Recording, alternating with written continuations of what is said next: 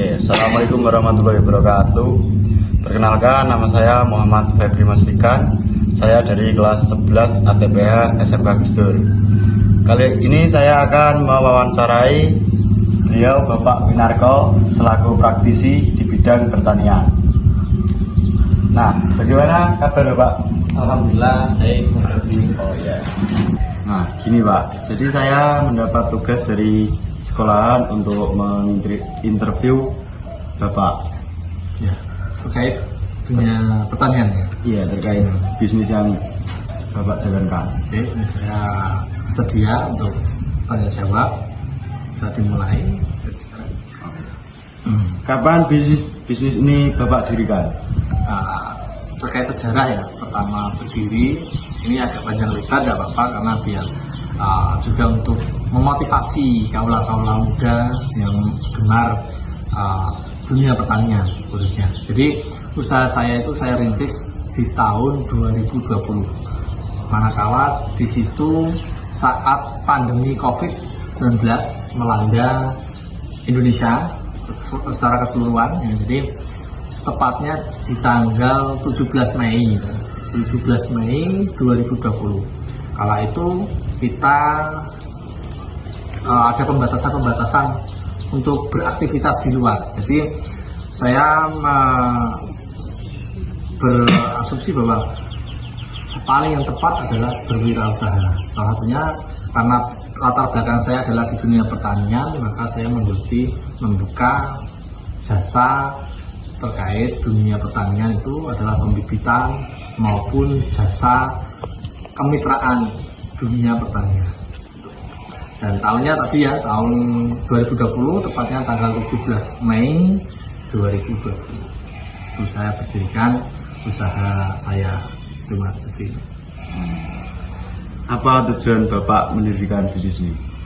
Tujuan pertama karena jelas ya di tahun 2020 itu kan masa-masa COVID. Jadi saya bekerja itu dibatasi. Jadi satu bulan hampir setengah tahun itu tidak bisa beraktivitas seperti biasanya. Jadi pekerjaan nggak boleh ngantor dan lain sebagainya, hanya daring dan lain sebagainya.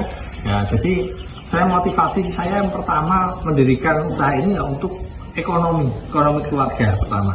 Yang kedua, di samping ekonomi keluarga juga untuk mengembangkan potensi dunia pertanian khususnya tanaman hortikultura di wilayah saya. Itu. Nah Pak, berapa rata-rata omset pendapatan dari usaha ini?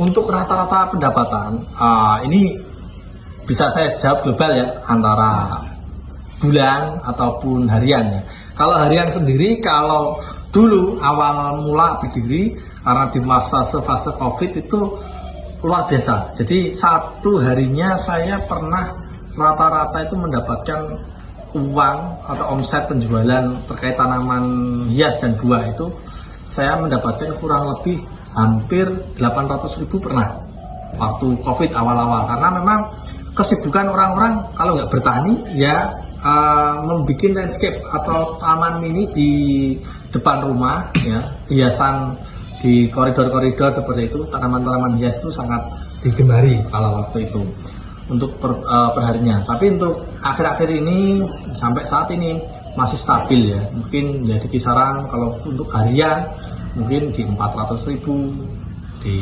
500.000 ya nggak pasti, tapi rata-rata untuk satu harinya seperti itu. Tapi kalau di pendapatan per bulan itu agak berbeda, kadang ya sampai mencapai di angka 7 juta, 8 juta ya, sampai seterusnya ya. Itu kalau tergantung momentum juga, momen muda milenial pertanian. Jadi jangan takut kotor ataupun jangan takut melangkah, karena sebenarnya pertanian itu sangat menyenangkan, sangat enjoy, sangat fun, ataupun menguntungkan.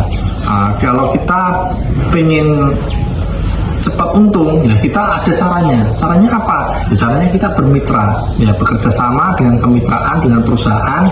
Ya itu bisa. Jadi nggak boleh kita sebagai anak muda milenial punya pikiran bahwa pertanian itu selalu rugi dan tidak dapat untung kan gitu. Jadi pesan saya, ayo kita keluar bersama-sama, ayo kita bersatu membentuk ekosistem dunia pertanian yang baik dan kondusif dengan cara bermitra ataupun dengan cara inovasi-inovasi modern teknologi, itu bisa kita terapkan. Jadi pesannya itu, jadi anak-anak muda yang jago IT, yang jago terkait dunia teknologi, ayo kita kolaborasi, kita bikin teknologi-teknologi yang bisa menguntungkan untuk kelangsungan kegiatan dunia pertanian itu sendiri.